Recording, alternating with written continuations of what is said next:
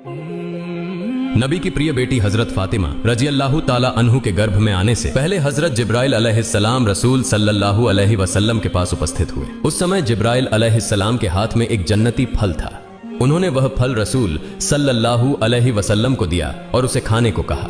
नबी करीम सल्लल्लाहु अलैहि वसल्लम ने हजरत जिब्राइल अलैहिस्सलाम के विशेष आदेश का पालन करते हुए वह फल खा लिया। उस फल में एक ऐसा अद्वितीय स्वाद था जिसे उन्होंने इस दुनिया में कभी नहीं चखा था। इस घटना के कुछ ही समय बाद रसूल सल्लल्लाहु अलैहि वसल्लम की प्रिय पत्नी हजरत खदीजा रजी अल्लाह ताला अन्हु गर्भवती हो गई। कुछ समय बाद फिर से हजरत जिब्राइल अलैहिस्सलाम रसूल सल्लल्लाहु अलैहि वसल्लम के पास आए और खुशखबरी दी, हे अल्लाह के रसूल, इस बार भी आपके घर एक बेटी का जन्म होगा जो सभी स्त्रियों में श्रेष्ठ होगी। इस शुभ समाचार को सुनकर नबी करीम सल्लल्लाहु अलैहि वसल्लम हजरत खदीजा रजी अल्लाह ताला अन्हु के पास गए और उन्हें बताया, हे भाग्यशाली खदीजा, हजरत जिब्राइल अलैहिस्सलाम के माध्यम से मुझे यह पता चला है कि तुम्हारे गर्भ में एक बेटी है जो उत्कृष्ट चरित्र की धनी और मुस्लिम समाज के लिए एक आदर्श होगी। जब हजरत फातिमा रजी अल्लाह ताला अन्हु अपनी माँ के गर्भ में थीं, तो हजरत खदीजा रजी अल्लाह ताला अन्हु को कोई कष्ट नहीं होता था। जब हजरत फातिमा रजी अल्लाह ताला अन्हु का इस दुनिया में आगमन हुआ तो अचानक प्रसव पीड़ा शुरू हो गई। उस समय हजरत खदीजा रजी अल्लाह ताला अन्हु के पास मदद के लिए कोई महिला नहीं थी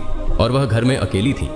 फिर हजरत खदीजा रजी अल्लाह ताला अन्हु ने एक नौकरानी को अपने रिश्तेदारों के पास भेजा ताकि वे आकर उनकी मदद कर सकें। जब दासी उनके रिश्तेदारों के पास गई और उन्हें यह स्थिति बताई तो रिश्तेदारों ने आने वाले खतरे के बारे में जानने के बावजूद कोई मदद का हाथ नहीं बढ़ाया। इसका एकमात्र कारण यह था कि अम्मा जान हजरत खदीजा रजी अल्लाह ताला अन्हु ने इस्लाम धर्म को स्वीकार कर लिया था। इसी कारण प्रसव पीड़ा के संकट के समय भी कोई उनकी सहायता के लिए आगे नहीं आया। रिश्तेदारों ने दासी से कहा, अरब समाज के कई अमीर और शिक्षित युवक खदीजा से विवाह करने की उम्मीद रखते थे, लेकिन खदीजा ने उन सभी युवकों के प्रस्तावों को ठुकरा दिया और अंततः एक अशिक्षित, निर्धन और गरीब युवक मोहम्मद को अपना पति चुना।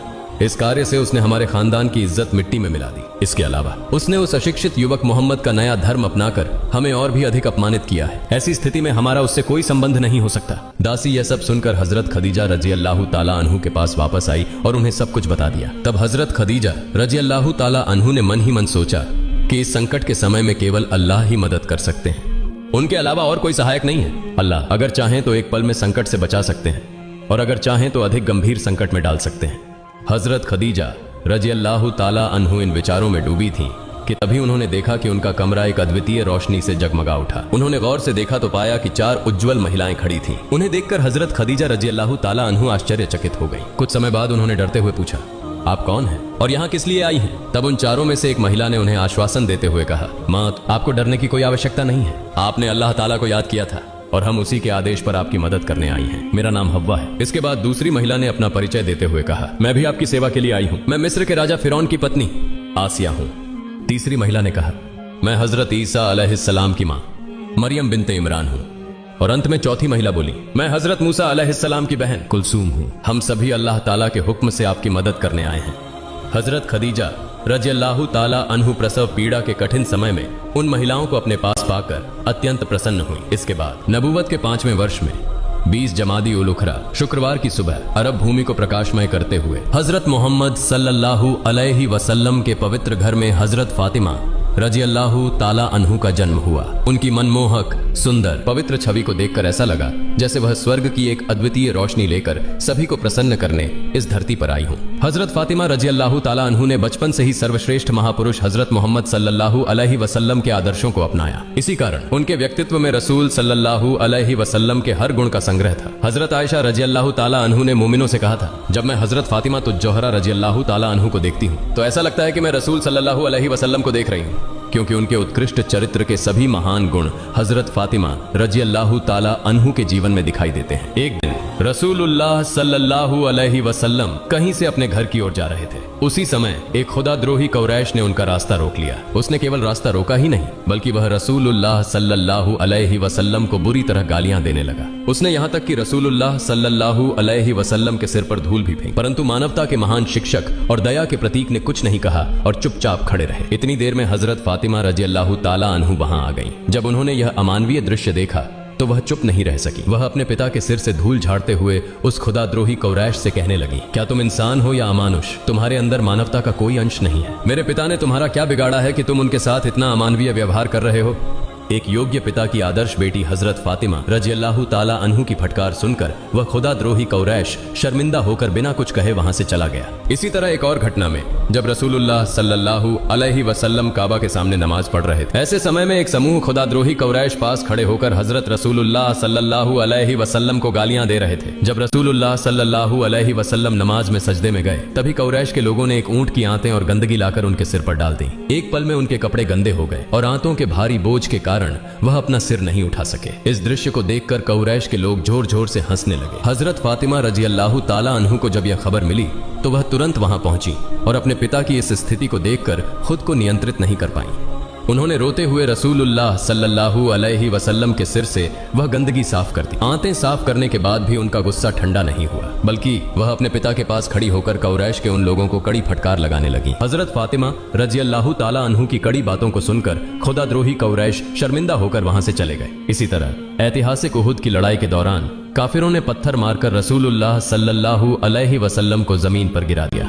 पत्थरों की चोट से उनके पवित्र दांत टूट गए। जब हजरत फातिमा रजी अल्लाह ताला अन्हु को यह खबर मिली कि उनके पिता घायल हो गए हैं, तो वह बेचैन हो उठी। अपने छोटे बेटे हजरत हसन रजी अल्लाह ताला अन्हु को छोड़कर कुछ मुस्लिम महिलाओं के साथ वह उहुद के मैदान में पहुंच गई। वहां पहुंचकर उन्होंने देखा कि उनके पिता के पवित्र दांत और माथे से लगातार खून बह रहा है और वह बेहोश होकर जमीन पर पड़े हुए हैं। इस दिल दहला देने वाले दृश्य को देखकर हजरत फातिमा रजी अल्लाह ताला अन्हु ने रसूलुल्लाह सल्लल्लाहु अलैहि वसल्लम का पवित्र सिर अपने आंचल पर उठा लिया और उनकी आंखों से बहते आंसू उनके सीने को भिगोने लगे। इस्लाम के वीर योद्धा हजरत अली रजी अल्लाह ताला अन्हु ढाल में पानी लाए और हजरत फातिमा रजी अल्लाह ताला अन्हु ने अपने पिता के घावों को साफ किया। फिर उन्होंने सूखे पेड़ की पत्तियां लेकर उनके घाव पर मरहम लगाया। इस तरह की कई घटनाएं उनके जीवन में घटित हुई, जिनमें जब भी उनके माता पिता किसी कठिनाई में होते, हजरत फातिमा रजी अल्लाह ताला अन्हु खुद को संभाल नहीं पाती थी। यही कारण था कि नबी करीम सल्लल्लाहु अलैहि वसल्लम अपनी इस प्यारी बेटी से अत्यधिक प्रेम करते थे। यहाँ तक कि वह अपने सहाबियों से कहा करते थे, मेरी प्यारी बेटी हजरत फातिमा मेरे जिगर का टुकड़ा है। जिसने उसे नाराज किया उसने मुझे नाराज किया।